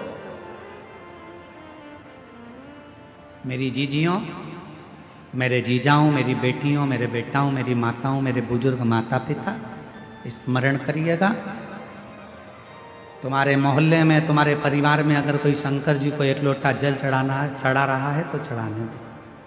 कोई शिव का भजन कर रहा है, करने दो।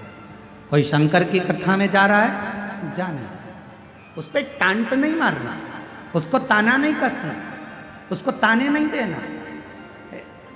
इस बहन ने क्या लिखा, इस बहन ने इस पत्र में लिखा ना कि मेरे जब 22 साल की लड़की मेरी चली गई तो लोगों ने ताना देना प्रारंभ करा। आप कहते हो कि शंकर के मंदिर जाओ, मैं शिव जी के मंदिर जाना चालू करी और मेरे गांव के लोग, मेरे मोहल्ले के लोग मुझे ताना देने लगे। बताओ, 22 साल की लड़की चली गई और ये मंदिर जा रही है, शंकर के मंदिर में जल चढ़ाने जा रही है। निवेदन है, कोई ताना मत दीजिए, कोई अपशब्द मत कहिए। क्यों? तुम तो ताना दोगे, पर उस ताने का जवाब जो दुखी है वो कभी नहीं देता। उस ताने का जवाब तो जिसका वो भजन करती है वो देता। गांव के लोग कहते थे 50 वर्ष की अवस्था होने वाली है, क्या औलाद होगी? क्या वो 22 साल की लड़की वापिस आएगी? पर उसके यहां देर है, अंधेर नहीं। और वो जब कृपा करता है तो छप्पर फाड़ कर दे देता है। जब क्या हो सकता है, क्या दे सकता है? मेरा नाम दुर्जय था, ब्रह्म राक्षस कह रहा है मेरा नाम दुर्जय था। कोई मंदिर जाता था तो ताने देता था, कोई भगवान के भजन में जाता था तो उसको ताने देता था। मंदिर जाने के लिए मैं उनको रोक लेता था, कह देता था क्या करोगे मंदिर जाकर, क्या रखा है शिव पुराण में, क्या करोगे शंकर की कथा सुनकर। ऐसे तो बहुत आते बहुत जाते, दिन रात मैं शंकर की निंदा, मंदिर की निंदा, शिव पुराण की निंदा, शंकर के भक्त की निंदा दिन भर करता था। आखिरी में मेरे शरीर में एक रोग लग गया और वो रोग इतना बढ़ता चले गया, एक रोग के साथ दूसरा रोग लग गया, दूसरे रोग के साथ तीसरा रोग लग गया।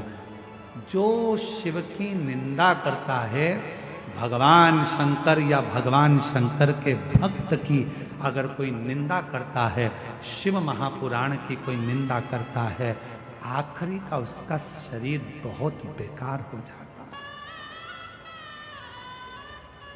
शरीर इतना बुरा हो जाता है कि घर के लोग भगवान से प्रार्थना करते हैं कि इसको उठा लो, भुगत रहा है, अब उठा लीजिए, अब मत रखो इसको संसार।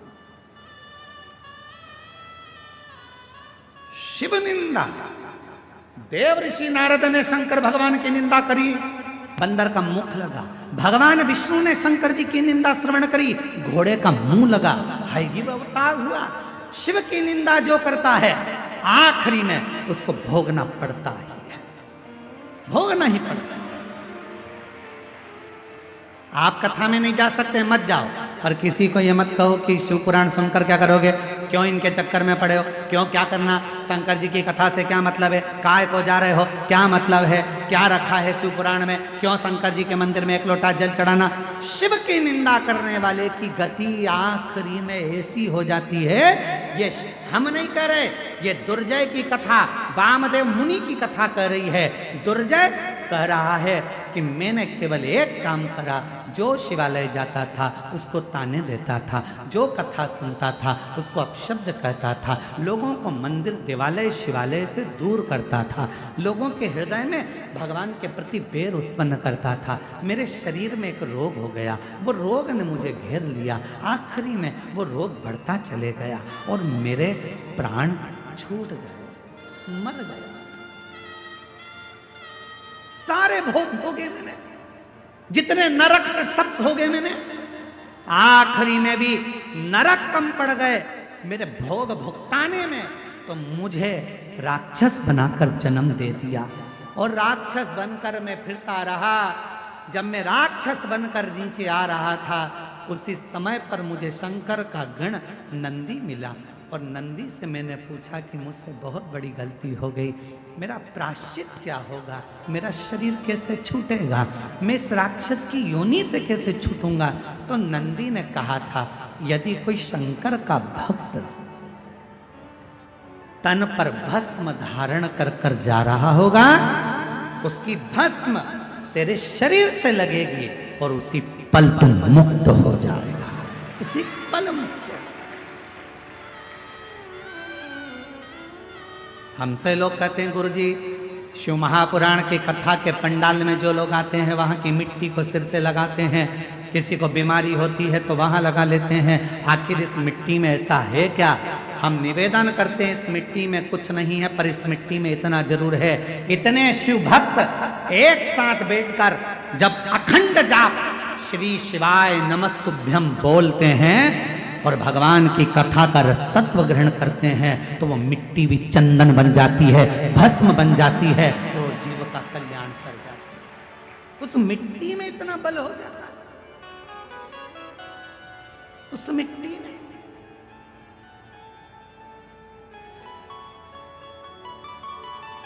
किसी के 10 साल बच्चे नहीं, किसी के 12 साल बच्चे नहीं, किसी के एक पत्र है,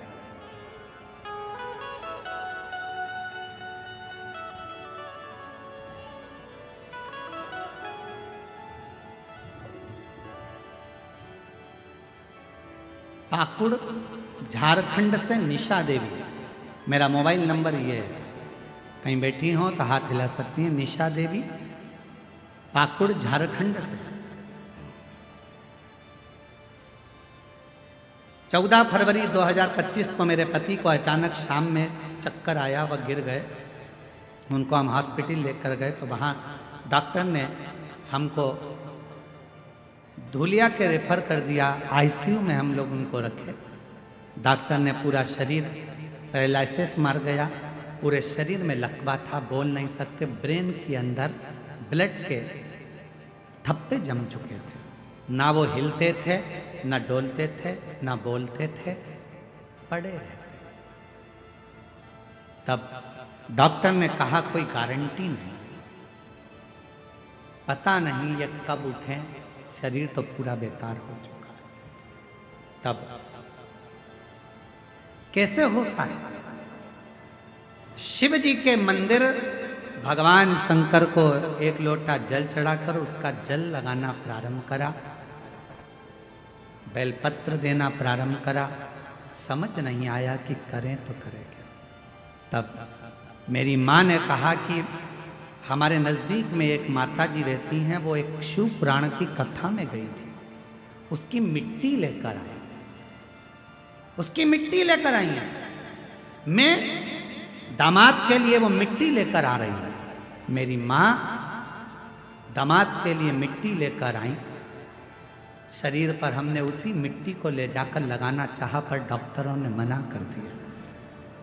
चुपचाप से अपने कपड़े में मिट्टी को लगाकर दामाद के पास मेरी माँ मिलने के लिए गई और अपना साड़ी का पल्लू दामाद के पूरे शरीर पर लगा दिया। 15 मिनट के बाद शरीर में हलचल होना प्रारंभ हो गई। शरीर में हलचल होना प्रारंभ हुई आईसीयू में भर्ती थे। धीरे धीरे बाबा की ऐसी कृपा हुई, डॉक्टर तो बोले थे ये कभी जिंदगी में चल पाएंगे ना चल पाएंगे, समझ पाएंगे ना समझ पाएंगे। आज मैं उनका पूरा फोटो लगा रही हूं कि पूरी ठीक होकर बाबा की कृपा से, शंकर की कृपा से, आज बाबा की करुणा से पूर्ण तरह से उठ बैठ गए। ये शिव क्या है, शिव की रज में क्या है, शंकर की कथा में क्या है, शिव महापुराण में क्या है, सीहोर के रुद्राक्ष में क्या है, कंकर शंकर की पूजा में क्या रखा है, कुबेरेश्वर धाम में क्या है, बाबा वैद्यनाथ की धरा पर, ये तो आपको बाद में मालूम पड़ेगा जब पूरी 7 दिन की कथा हो जाएगी। आप जब अपने घर जाओगे और घर जाने के बाद 3 महीने के अंदर मालूम पड़ेगा कि तुमने कथा में जो मांगा था मेरे बाबा ने तुम्हें दिया कि नहीं दिया। ये बाद में मालूम पड़ेगा।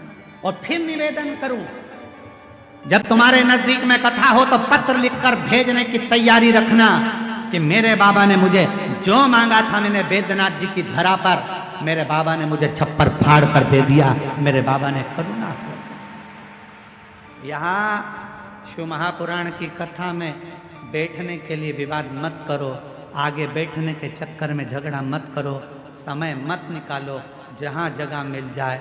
हम क्यों इन साउंड वाले से लड़ते हैं? क्या हमको शौक पड़ता है कि हम माइक वाले से लड़ें झगड़ें, हम उनको चिल्लाएं?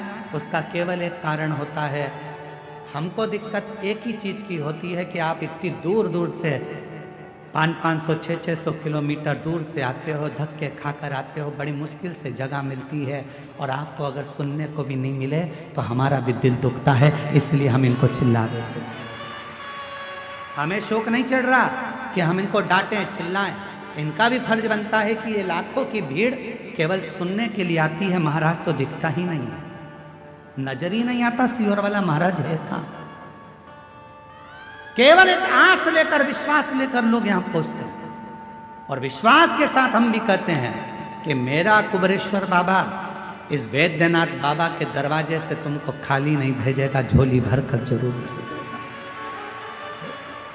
जो जैसी भावना लाया वो वैसा ही फल पाया, नहीं खाली उसे लौटाया, वो मन ही मन हर्षाया, और कर दिया माला माल काशी वाले लुटा दिया भंडार काशी वाले। वो जिस कामना से आप आए हो, जिस भाव से आप आए हो, जिस विश्वास के साथ आप आए हो, हमारे भरोसे नहीं, आप देवघर वाले के भरोसे आए, आप बाबा के भरोसे आए, आप हमारे भरोसे नहीं।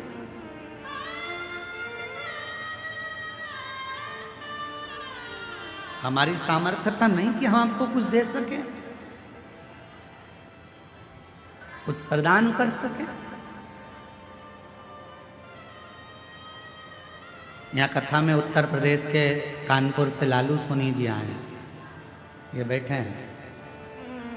एक बार हमने इनसे कहा, क्यों लालू भैया तुम रोज ग्रुपों में व्हाट्सएप पर बाबा की रोज थोड़ी थोड़ी कथा रोज डालते हो, लोग सुनते हैं, तुम्हारे को ऐसी भाव अंदर से कैसे आ जाता है?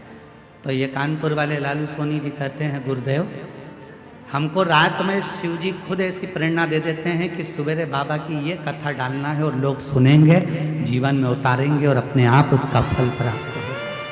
हम धन्यवाद देते हैं। शिव प्रेरणा खुद देते हैं, शंकर खुद प्रेरणा देंगे, आपको क्या करना है? राक्षस कह रहा है, ब्रह्म राक्षस कह रहा है मेरा नाम दुर्जय था, खूब निंदा करी मैंने शिव की, खूब अपशब्द कहे मैंने शंकर को, आखिरी में मेरा शरीर चले गया।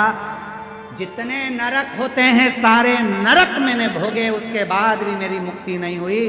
तब मुझे राक्षस बनाकर भेज दिया। राक्षस बनने के बाद जब मैं आ रहा था मुझे नंदी दिखे। बाबा नंदी से पूछा कि मेरी मुक्ति कैसे होगी, तो कहा कोई शंकर का भक्त अपने तन पर भस्म लगाएगा, वो भस्म तेरे शरीर को छुएगी और वो भस्म तुझे राक्षस योनि से मुक्ति दे देगी। बस हे वामदेव जी, आपके शरीर की भस्म मुझे छू गई और छूते से ही आज मेरी मुक्ति हो गई। रज छूते से, छूकर क्या मिलता है? शिव उपासना कर रही है, भगवान शंकर का चरित्र कर रहा है। इसीलिए शिव तत्व कहता है भोजन भजन व्यापार और मिलन, चार चीजें हैं। आप भी बोलिएगा साथ में, भोजन भजन व्यापार और मिलन। ये चार हमेशा प्रसन्नता में करना चाहिए, चेहरे पर स्माइल होना चाहिए। भोजन करते समय अपने चेहरे पर मुस्कुराहट रखिए, क्रोध नहीं, गुस्सा नहीं, चिड़चिड़ नहीं, अपशब्द नहीं। भोजन करते समय अपने मन को इतना पवित्र रखो कि चेहरे पर प्रसन्नता रहे। आधे से ज्यादा लोग जब भी भोजन करने बैठते हैं, सास के सामने थाली गई, सास का मुंह भगोना हो गया। बेटे के सामने भोजन गया, उसका मुंह खुल गया। ससुर खाने बैठा, उसका मुंह खुल गया। पति जी मने बैठा, पति का मुंह खुल गया। जेठानी कुछ करने बैठी, चाय पीने बैठी, इतनी शक्कर डाल दी, इतनी पन्ना दी, ऐसा कर दिया वैसा, आधी चाय तो वहीं खराब हो गई। चाय वहीं खराब हो गई, स्वाद से बनाई थी, प्रेम से बनाई थी, बोलते से बेकार हो गई, खराब। भोजन करते समय अपने चेहरे पर बोलो बोलो जम के स्माइल रखिए, मुस्कुराहट रखिए। दूसरे नंबर पर भजन करते समय, कथा सुनते समय, भगवान के मंदिर जाते समय, एक लोटा जल चढ़ाते समय अपने चेहरे पर पूरी पूरी स्माइल रखिए, फुल स्माइल, फुल। फोटो खिंचवाएं आप लोगों ने? अरे बोलो तो जम के खिंचवाएं फोटो। फोटो वाले के दुकान पर कितने भी तैयार होकर चले जाओ, फोटो वाले की दुकान पर कितना भी मेकअप कर कर चले जाओ, आखिरी में फोटो वाला जब फोटो खींचने खड़ा होता है, कैमरा लेता है, बटन दबाता है, बटन दबाते समय आपसे एक बात कहता है। जब आप सिर पे पल्लू डालकर बैठ जाती हो, तब फोटो वाला बोलता है, माँ स्माइल प्लीज। बोलो बोलता है कि नहीं बोलता? क्यों बोलता है? तुम्हारे मेकअप से फोटो अच्छा नहीं आएगा, तुमने कितनी भी अच्छी हेयर स्टाइल बनाई हो उससे फोटो अच्छा नहीं आएगा, कपड़े कितने भी अच्छे पहने हो उससे फोटो अच्छा नहीं आएगा। फोटो यदि अच्छा आएगा तो तुम्हारे चेहरे की थोड़ी सी स्माइल से आएगा। तुम मुस्कुरा दिए, फोटो अच्छा, मुस्कुरा। इसलिए हमने देखा जब भी कोई सेल्फी लेता है ना तो मुस्कुरा, प्रसन्न।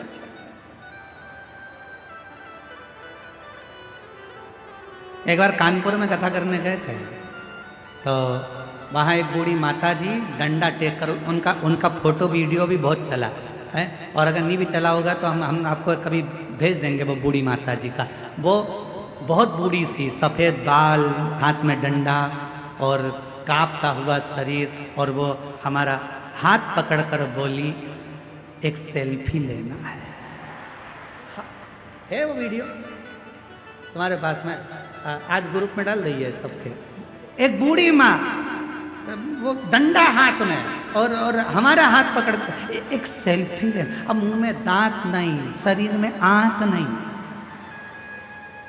हाथ धूज रहे,